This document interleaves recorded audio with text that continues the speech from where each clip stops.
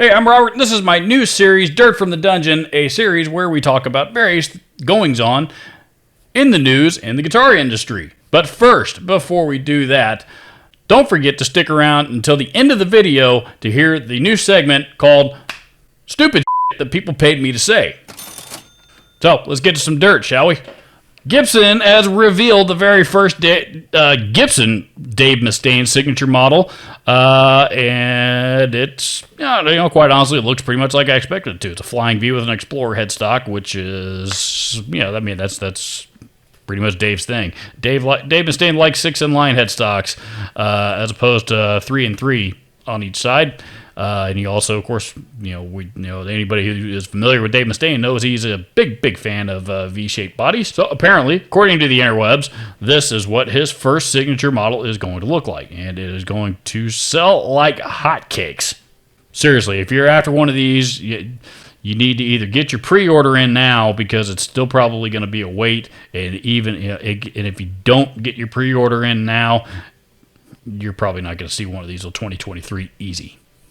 So, speaking of Gibson, it has been announced this week that Mesa Boogie's founder, Randall Smith, is currently working on a line of Gibson-branded amplifiers.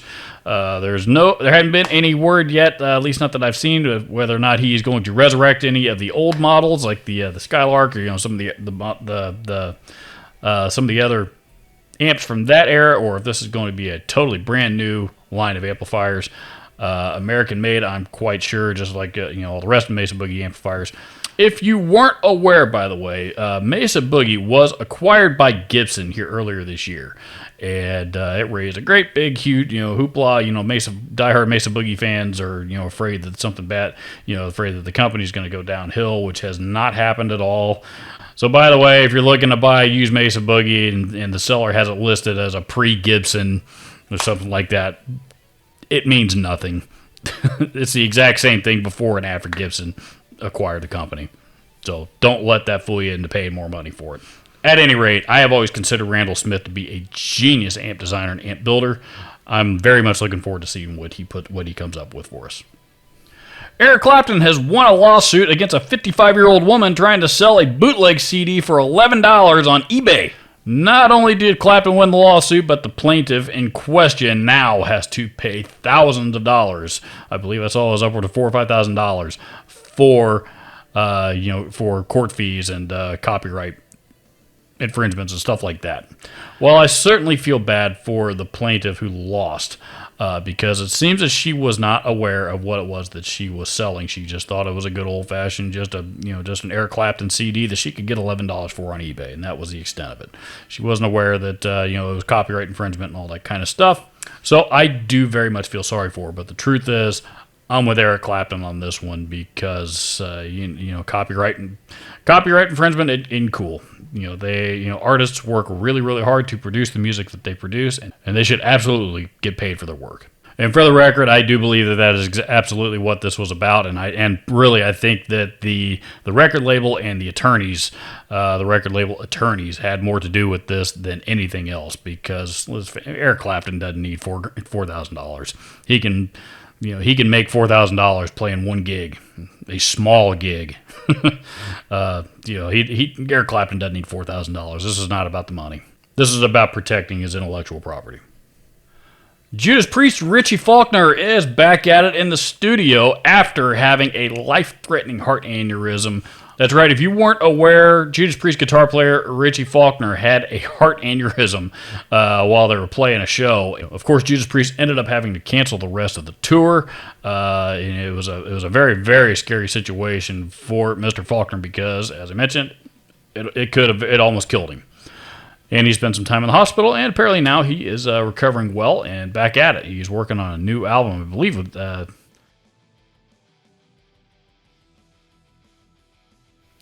Epiphone has decided to pay tribute to the very first Gibson SG by coming out with its own version of the 61 reissue. If you're not familiar with the history of the Gibson SG, it originally started out life as the new version of the Gibson Les Paul.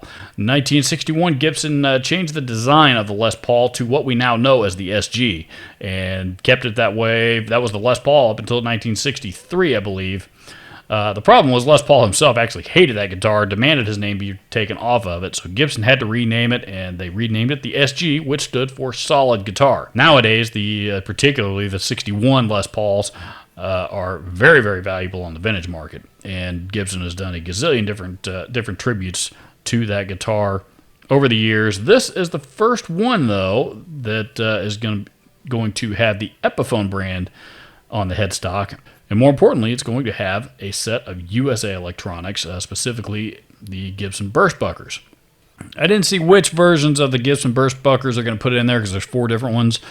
I personally don't like any of the Burstbuckers except for the Burstbucker Pro. The Burstbucker 1, 2, and 3, I don't personally care for. But a lot of people out there do like them. So, regardless, good news that they're making something that is going to be more accessible to more guitar players out there, and hopefully it doesn't cost $2,000 or more. Last but not least, Michael Nesmith of the '60s pop rock band the Monkees has passed away at age 78. I wanted to talk about this one for a minute because this one does hit home with me a little bit. The Monkees, as a kid, were one of my all-time favorite bands.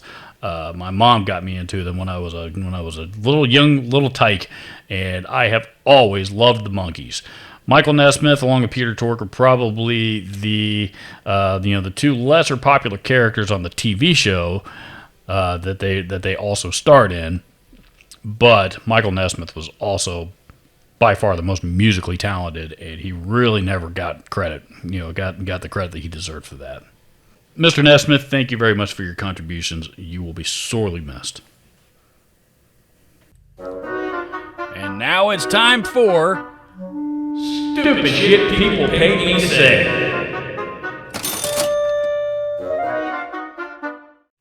So, this particular segment is designed to raise funds for a number of different things. Partially to support the channel and partially to support charity. This particular donation is going to go to the Red Cross for tornado relief in parts of the country in the Midwest, such as Kentucky, who got hit really, really hard. Now, when I first announced last week that I was going to start doing this segment, I had also mentioned that any donations I get less than $1 were just going to go straight towards the charity fund. However, I didn't get any of those. Those of you that donated were far, far more generous than that. So I've decided that all of the donations I received, the proceeds from all of these donations are going to go direct to the Red Cross this time around. Jim and David at the Practical Guitarists are geniuses. I watch My Little Pony, and Fluttershy is my favorite pony. You turd! You unforgivable turd! Mark Jones didn't ask me to say anything stupid at all. He just made a donation. So, Mark, thank you very much for your contributions. Going right to the Red Cross. That's this edition of Stupid Shit that people paid me to say. If you want to pay me to say something stupid, anything at all, to try to embarrass me, if you want me to say something really stupid about your product to promote it here on this channel, hit up the PayPal link below down in the description, as a portion of your contributions will go to support a really good cause. And that's it for this episode of Dirt from the Dungeon. Please leave me a comment down below. Let me know your thoughts. Don't forget to hit the subscribe button down there if you have not already. It really does help out a lot in supporting this channel. Thank you so much for watching. We'll see you in the next video.